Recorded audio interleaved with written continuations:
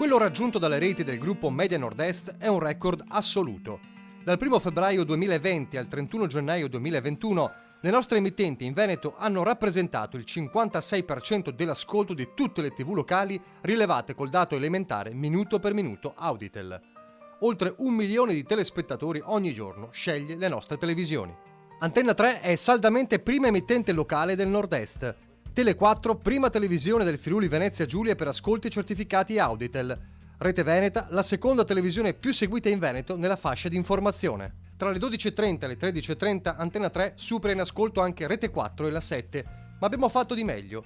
In Veneto, nella fascia informazione dalle 18 alle 20, Antenna 3 è ancora la prima televisione locale e supera network nazionali come la 7, TV8, 9 e Cielo.